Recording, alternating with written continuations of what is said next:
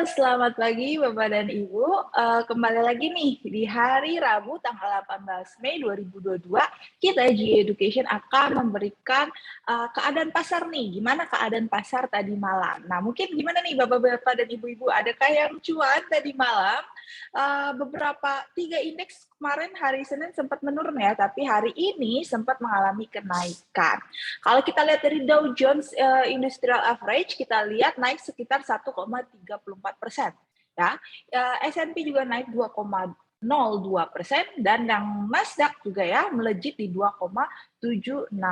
Siapa nih yang punya saham-saham perusahaan teknologi ya? Naiknya lumayan cukup signifikan ya Bapak Ibu ya.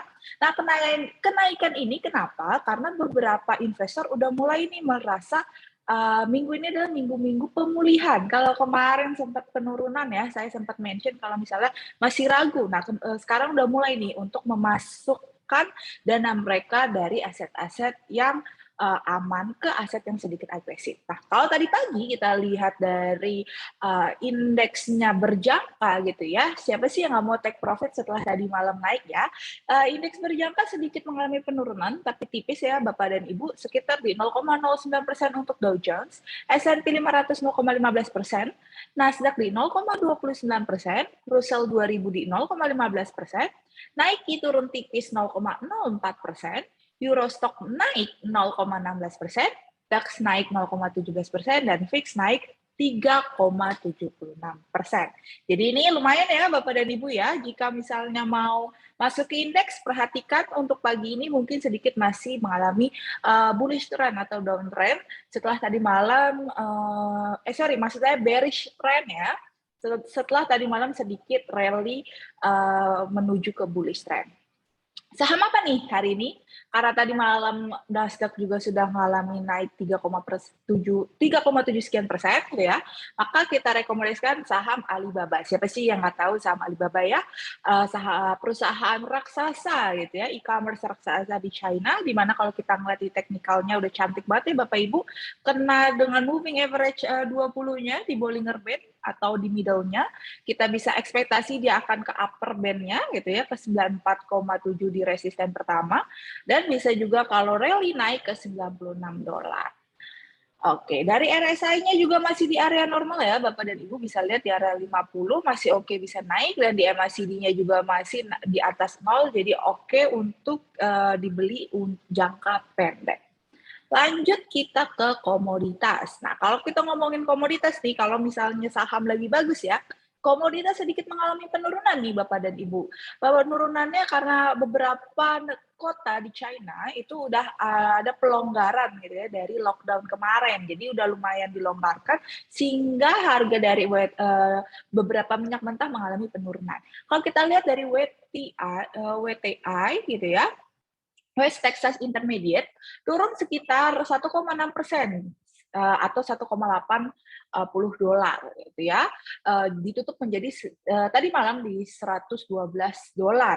Nah, kalau misalnya patokan minyak global atau Brent gitu ya, turun sekitar 2%-an, jadi $111 per barelnya. Nah, kita lihat nih, kalau tadi pagi juga masih mengalami penurunan ya, baik di pasar berjangka gitu ya. Crude oil di 110, Brent tetap di harga masih sama ya, agak sideways 111. Untuk emas mengalami penurunan di sekitar 0,46% dan silver juga penurunan 0,74%. Nah, untuk hari ini, bapak-bapak yang mau atau ibu-ibu yang mau trading komoditas bisa masuk ke Brent gitu ya. Kita bisa buka di harga sekarang dan ditutup di take profit gitu ya di 109,70. Jangan lupa ini bukanya adalah short sell atau melakukan sell gitu ya, buy sell gitu ya. Karena kita lihat ya, dia udah sampai middle band-nya di moving average, dan kita bisa asumsikan kalau dia akan mengenai si lower band-nya atau di 111,10. Lanjut ke mata uang. Ada apa ini dengan mata uang ya? Dalam wawancara kemarin hari Selasa, Wall Street, Chairman The Fed Jerome Powell mengatakan kalau dia akan terus menaikkan suku bunga, di mana target inflasinya The Fed adalah 2%, kayak beberapa tahun yang lalu. Nah, kalau sekarang kan berada di kisaran 8% nih, Bapak ya, walaupun sekarang sebenarnya udah turun. Kalau nggak salah bulan lalu tuh, 2 bulan yang lalu sempat di 8,5%, dan di bulan ini 8% gitu ya. Maka masih oke banget nih Bapak-Bapak gitu ya untuk megang dolar gitu ya, megang dolar untuk tradingnya. Kita lihat juga di currency pair-nya, kalau USD menguat terhadap New Zealand ya, pound sterling, euro, Swiss franc, Kanadian, dan Australian. Tapi melemah terhadap Japan yen. Nah, Bapak-Bapak bisa buka di USD Kanadian, karena tadi USD mengalami penguatan ya dibanding Kanadian. Bapak bisa buka posisi buy untuk middle term atau short term ya Pak ya. Kalau kita sebutnya scalping lah ya.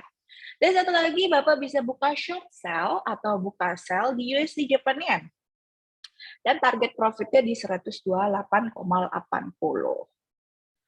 Nah, untuk di kripto sendiri bagaimana Mbak Nita? Masih sama ya, masih sekitar sideways, di mana harga di angka 30 ribuan atau 30.168.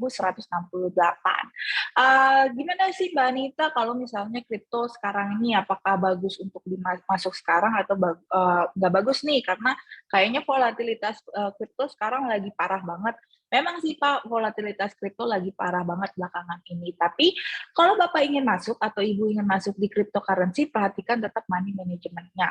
Tapi kalau misalnya masih ragu, bisa ke pasar-pasar yang sudah pasti seperti komoditas maupun saham. Karena biasanya di cryptocurrency ini berkaca kepada market saham, di mana market saham udah mulai naik nih. Nah, cuman di cryptocurrency kita lihat dulu nih, apakah masih ada tren-tren yang kembalikan arah gitu ya ke atas dibandingkan tren-tren ke bawah, karena juga banyak banget ya sentimen negatifnya dari cryptocurrency, baik dari Luna, terus abis itu juga di mana Luna itu pakai cadangan Bitcoin dan Bitcoin harganya turun gitu ya. Terus belum lagi juga investor masih oke nih ya untuk megang dolar gitu ya, banyak yang pindah ke obligasi karena tadi suku bunga mau tetap dinaikin, dan tadi statementnya Jeremy Powell udah nggak mengatakan kalau dia mau makin hawkish atau makin agresif ya Bapak dan Ibu, makanya cryptocurrency masih belakangan ini sih masih naik dan turun. Tapi kalau misal Bapak dan Ibu join di partner kami, kan kita bisa menggunakan dua ya Bapak Ibu ya. Mungkin timingnya untuk short sell bisa dipertimbangkan. Nah, malam ini gitu ya, atau hari ini ada apa sih di ekonomi kalender? Oke, aku langsung aja buka ke Forex Factory-nya biar lebih gampang dibacanya. Nanti gitu ya, tadi malam gitu ya, sudah ada jam 1 malam tadi The Fed Chair Powell speaks. Jadi tadi hasilnya udah aku sampaikan di dolar ya, kalau dia mau inflasinya jadi 2%, dari 8% ke 2%. Semoga aja ya inflasinya Amerika bisa turun sampai 2%. Nah, nanti ya tadi pagi juga udah lewat ya, ada wage price index di 830 gitu ya. Ternyata hasilnya rendah, makanya mungkin tadi Australia mengalami penurunan. Tapi nanti jam 1 siang gitu ya, ada CPI di pound sterling. Apa sih CPI? CPI atau nama lainnya Consumer Price Index, di mana melihat perbedaan antara barang gitu ya dan jasa, pembelian barang dan jasa melihat dari consumersnya. Kalau misalnya harganya naik gitu atau lebih bagus daripada forecast atau previousnya, berarti itu bagus untuk currency. Kenapa sih bagus? Karena menandakan bahwa ekonomi dari suatu negara atau ekonomi negara tersebut gitu ya mengalami kenaikan. Makanya itu bisa melihat, oh ternyata banyak nih orang yang mengkonsumsi barang dan jasa, berarti orang-orang punya duit. Ibarat kata seperti itu, ketika punya duit berarti ekonomi mengalami kenaikan.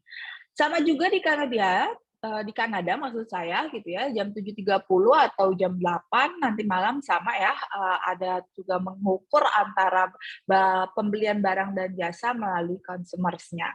Kalau misalnya lebih besar daripada forecast-nya, itu berarti bagus untuk mata uang Kanada. Tapi kalau misalnya di bawah forecast-nya, biasanya itu nggak bagus. Biasanya dolar Kanada akan mengalami penurunan. Oke, jadi Bapak dan Ibu bisa lihat ya, kalau mau setiap buka ekonomi kalender, kita langsung poin aja ke yang warna merah, karena warna merah itu biasanya yang paling signifikan atau paling memberikan impact kepada mata uang tersebut.